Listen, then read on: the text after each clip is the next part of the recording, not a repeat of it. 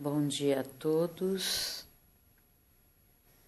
que a paz do Senhor Jesus esteja com todos vocês. Eu estou aqui hoje para fazer mais uma leitura da Bíblia. Um bom dia, um bom domingo para todos vocês, que hoje é domingo. Hoje eu vou iniciar a leitura de Marcos, o Santo Evangelho segundo Marcos. Eu gosto muito de ler o índice para que as pessoas entendam melhor o porquê Marcos escreveu sobre Jesus, por exemplo, tá? Então, o testemunho dos primeiros cristãos deixa poucas dúvidas de que João, nome hebraico, Marco, nome latino, filho de Maria e primo de Barnabé, foi o autor do evangelho que carrega o seu nome. Embora Marcos não fosse um dos 12 discípulos escolhidos por Jesus, ele testemunhou grande parte dos fatos ocorridos na igreja primitiva, especialmente em Jerusalém. É interessante saber isso, que Marcos não era um dos 12 discípulos escolhidos. Muitos estudiosos acreditam que Marcos descreveu a si mesmo no livro. Ele viajou com Paulo e Barnabé e passou longo tempo com Pedro, que o chamou de meu filho. Essa designação afetuosa poderia referir-se a um relacionamento espiritual. Se Pedro foi o responsável por apresentar Cristo a Marcos ou meramente a um relacionamento estreito de trabalho.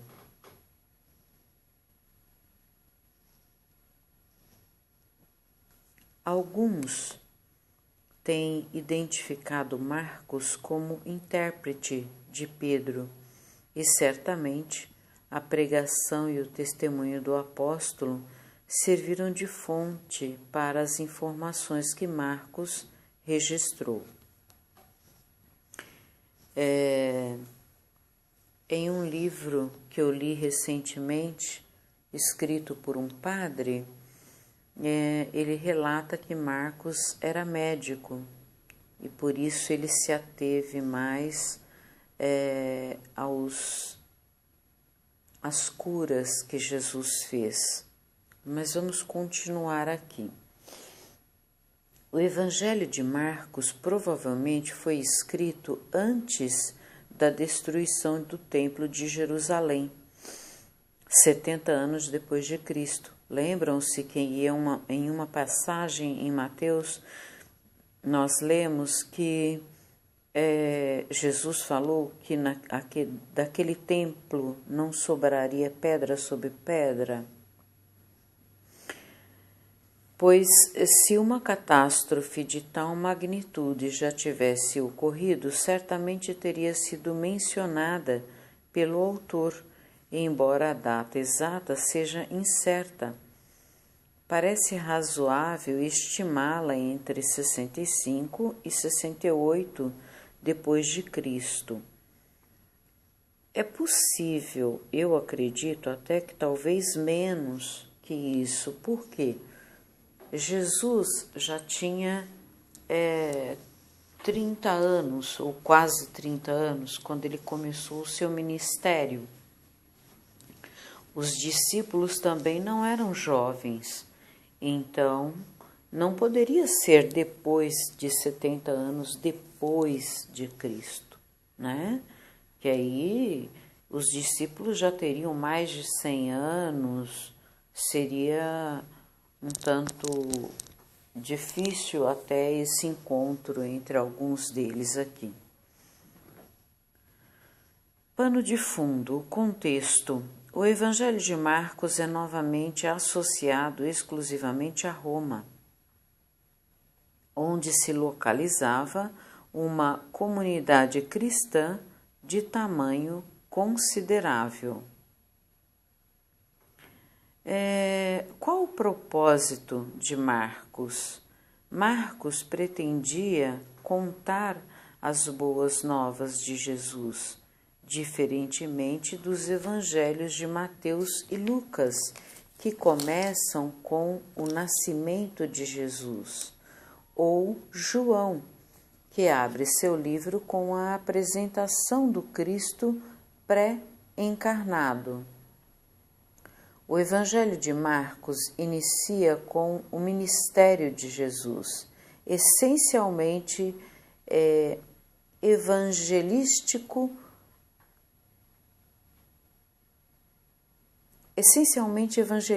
os acontecimentos e ensinamentos de Marcos apresentam a cruz e a ressurreição como ensinos centrais. A quem se destina o Evangelho de Marcos? Marcos foi escrito fundamentalmente para os gentios, em especial crentes romanos. O autor tem o cuidado de explicar costumes judaicos, que algumas pessoas não entendiam os costumes dos judeus, e é bom aprendermos, e de traduzir palavras ou frases em aramaico, que era a língua que Jesus falava. Diferentemente do Evangelho de Mateus, escrito especialmente para leitores judeus. Certo?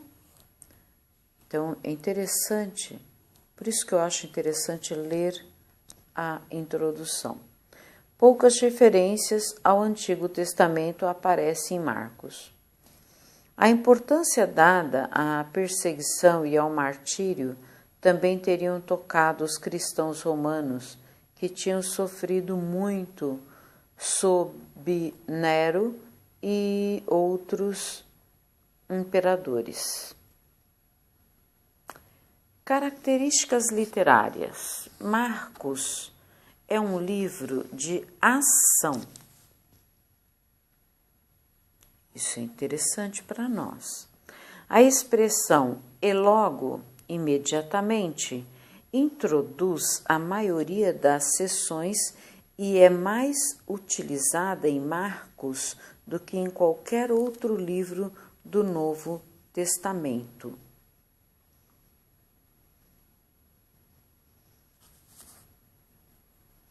Marcos usa com frequência verbo no tempo presente para sugerir um drama comovente e vivido no ministério do Senhor da Terra.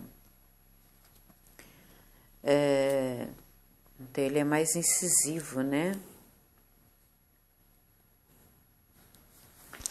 Sendo mais curto dos 4 evangelhos, muitas vezes apresenta em alguns versículos o que os outros evangelhos descreveram em um capítulo. Embora os acontecimentos em Marcos se encontrem, de forma geral, em ordem cronológica, a maior parte do livro foi organizada por tópicos. Ele organizou melhor as passagens, os acontecimentos que Jesus, as ações que Jesus teve aqui na Terra. Os temas tratados, o Evangelho de Marcos dá maior ênfase a atividades de Jesus do que aos seus ensinamentos. Marcos apresentou o Evangelho como pertinente, mesmo em meio às incertezas e crises. Isso é muito importante para que tenhamos um pouco mais de fé. Ele apresentou Jesus como alguém presente e ativo entre seu povo. E é entre nós até hoje, né, gente? Porque Jesus falou, onde 2 ou 3 estiverem falando sobre mim, lá eu estarei. Então vamos lá. Aqui em Marcos, no capítulo 1, já começa falando de João Batista. Princípio do Evangelho de Jesus Cristo, Filho de Deus. Como está escrito no profeta Isaías, eis que eu envio o meu anjo ante a tua face, o qual preparará o teu caminho diante de ti. Voz do que clama no deserto, preparai o caminho do Senhor, endireitai as suas veredas. Apareceu João batizando no deserto e pregando o batismo de arrependimento para remissão de pecados, e toda a província da Judéia e todos os habitantes de Jerusalém iam ter com ele, e todos eram batizados por ele no Rio Jordão, confessando seus pecados. E João andava vestido de pelos de camelo e com um cinto de couro em redor de seus lombos, e comia gafanhotos e mel silvestre.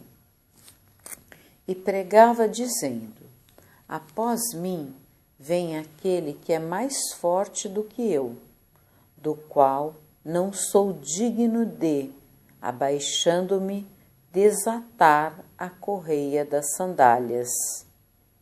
Eu, em verdade, tenho-vos batizado com água, ele, porém, vos batizará com o Espírito Santo.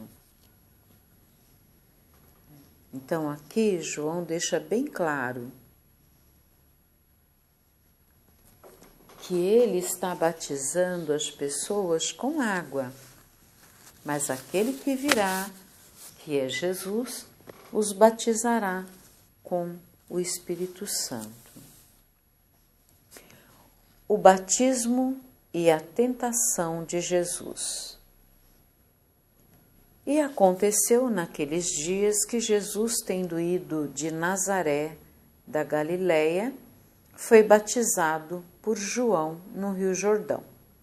E logo que saiu da água, viu os céus abertos e o Espírito que, como pomba, descia sobre ele. Assim, eu fico imaginando, deve ter sido assim uma coisa maravilhosa e assombrosa para as pessoas daquela época, né? Porque quem viu isso deve ter ficado um pouco assustado. E ouviu-se uma voz dos céus que dizia, Tu és o meu filho amado, em quem me comprazo. É a mesma coisa que está em Mateus, porém aqui ele é mais objetivo. Marcos não escreve muito. Ele escreve pouco, mas ele é mais objetivo. E logo o Espírito o impeliu para o deserto. É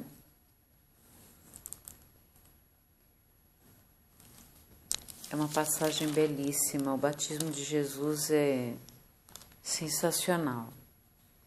E ali esteve no deserto 40 dias, tentado por Satanás, e vivia entre as feras e os anjos o serviam.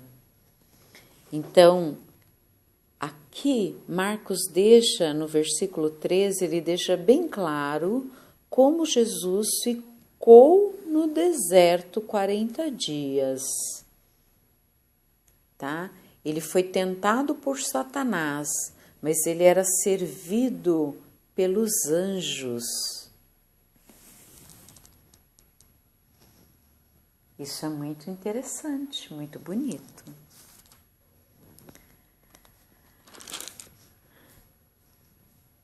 E magnífico, né? Maravilhoso. Então vamos lá. Marcos, ele inicia o relato do seu evangelho com o ministério público de Cristo. Jesus é a transliteração da forma grega do nome hebraico Josué.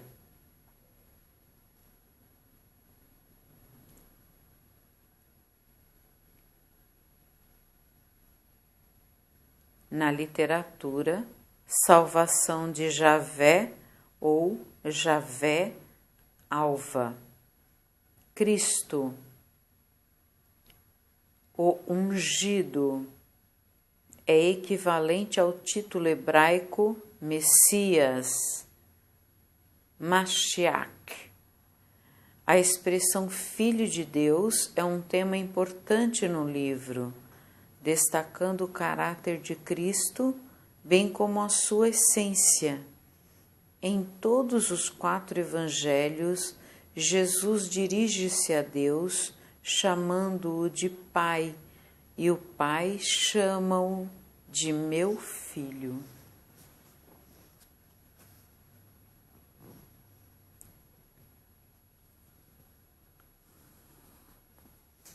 Marcos constrói o fundamento para a compreensão de Jesus como aquele a respeito de quem o Antigo Testamento havia falado. A frase está escrito está no presente perfeito, verbo no particípio, referindo-se a algo que aconteceu no passado, mas com resultados no presente, enfatizando a confiabilidade do que está para ser dito. João Batista cumpriu essas profecias. Todos os 4 evangelhos reconheceram a sua aparição como o prenúncio do início do ministério de Jesus. Zacarias, o pai de João, era um sacerdote e sua mãe, Isabel, era parente de Maria, a mãe de Jesus. Mesmo antes de sua concepção, João havia sido escolhido para anunciar a vinda do Messias.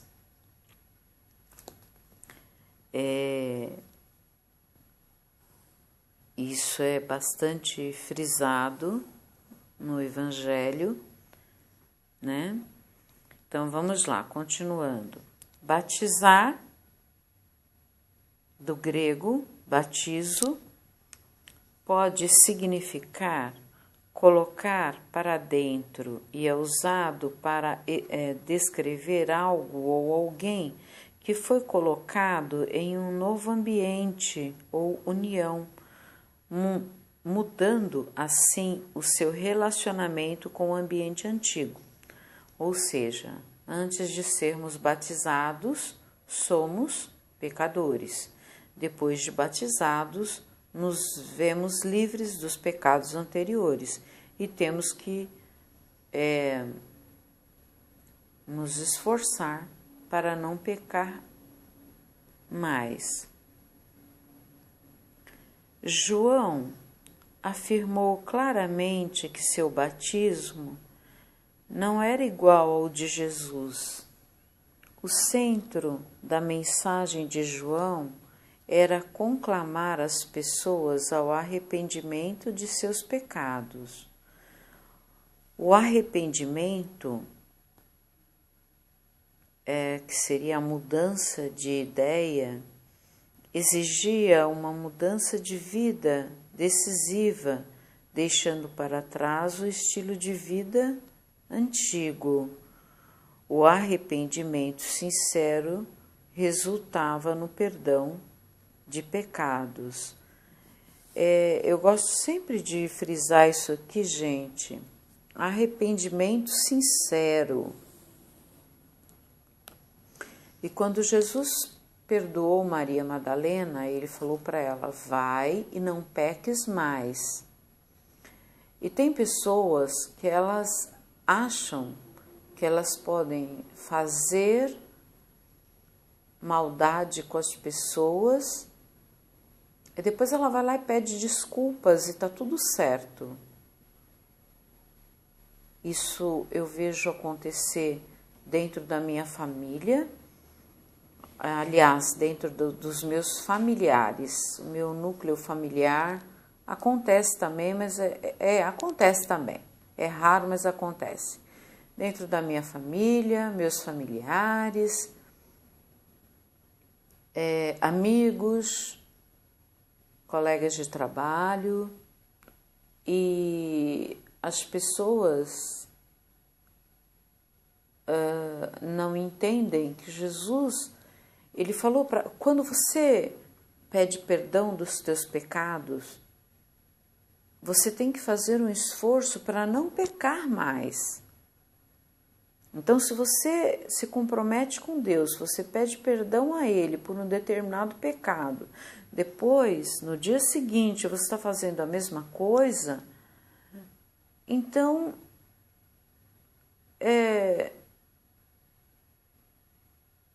você não está sendo honesto consigo mesmo. Jesus falou, quando um dos discípulos perguntou quantas vezes deveríamos perdoar, ele falou 70 vezes 7.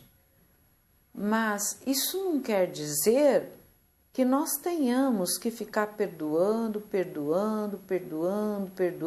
e a pessoa sempre fazendo a mesma besteira o tempo inteiro.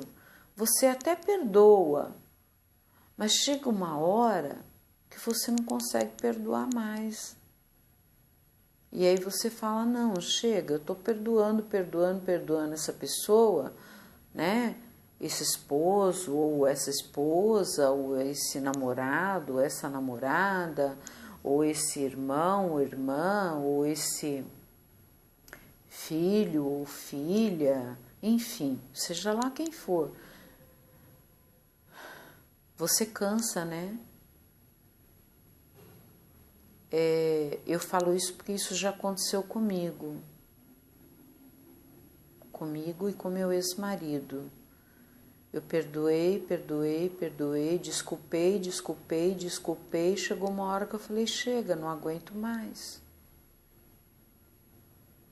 Porque eu já estava doente. A gente acaba adoecendo, né?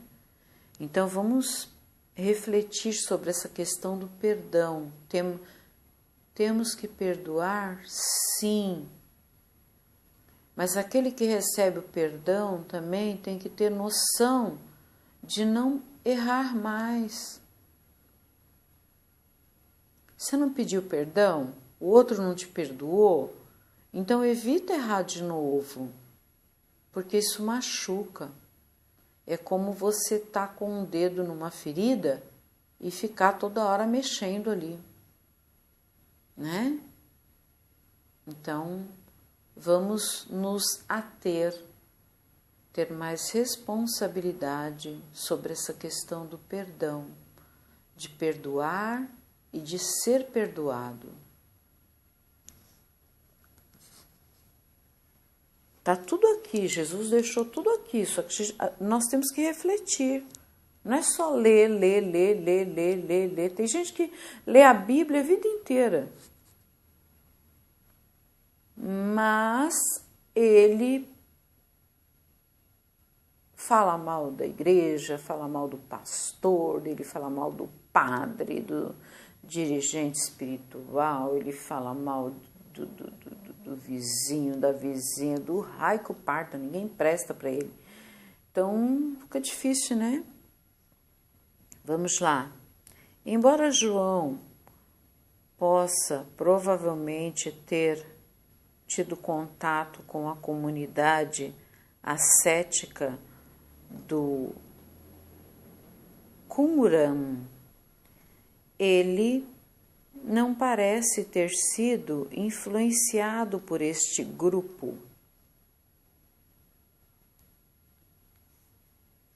pois as diferenças entre eles eram muito distintas para tornar importante esse contato passageiro.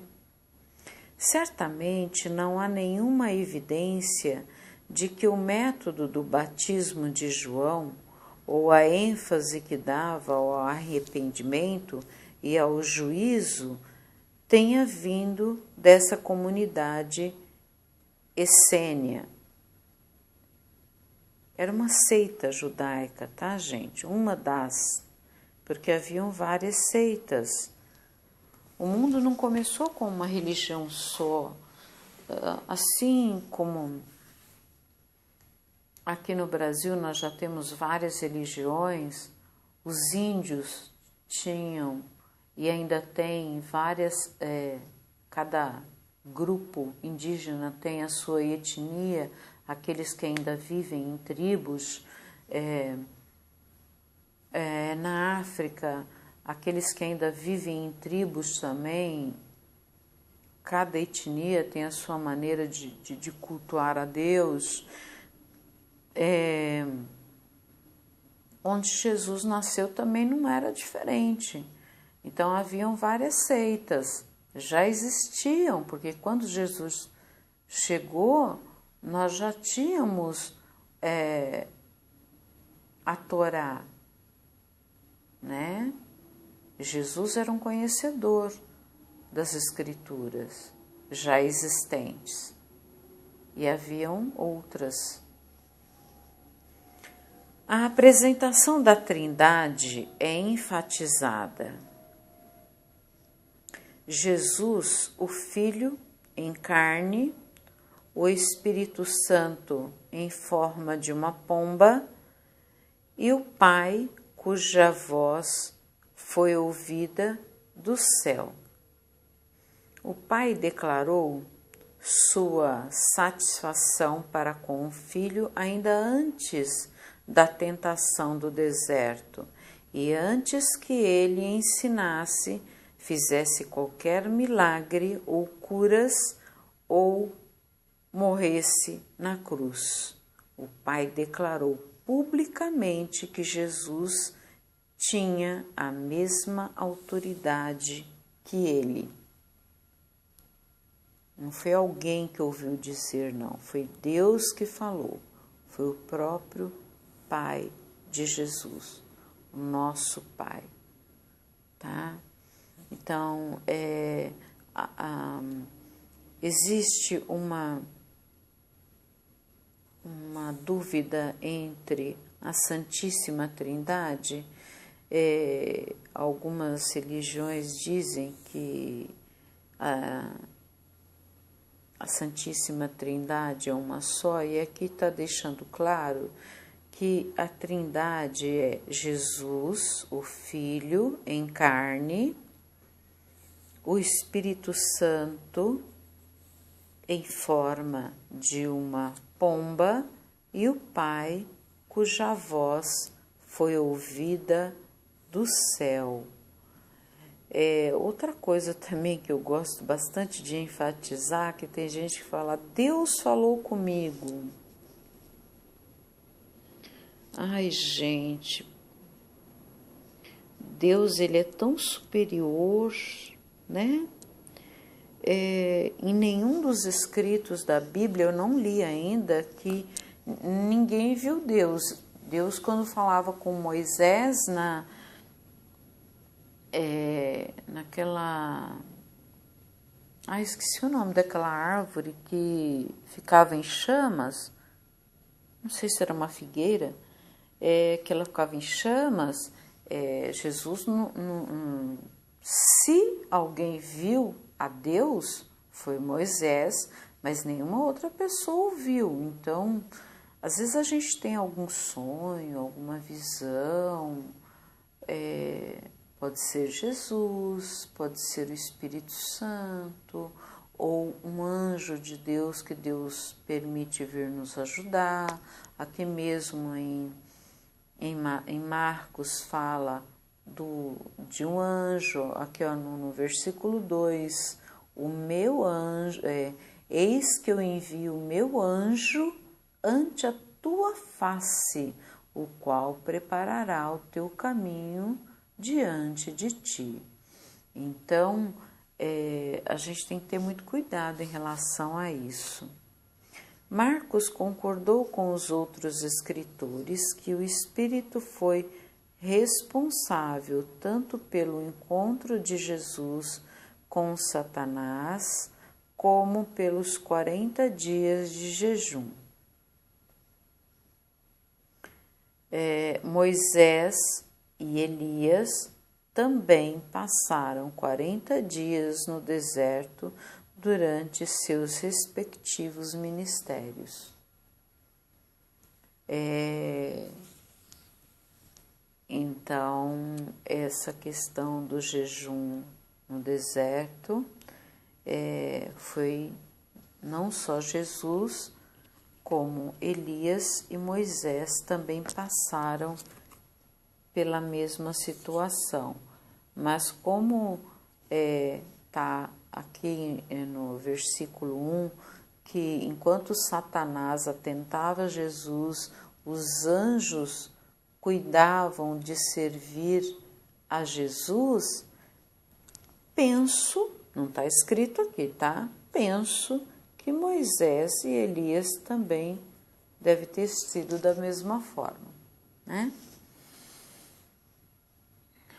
Bom, meus queridos,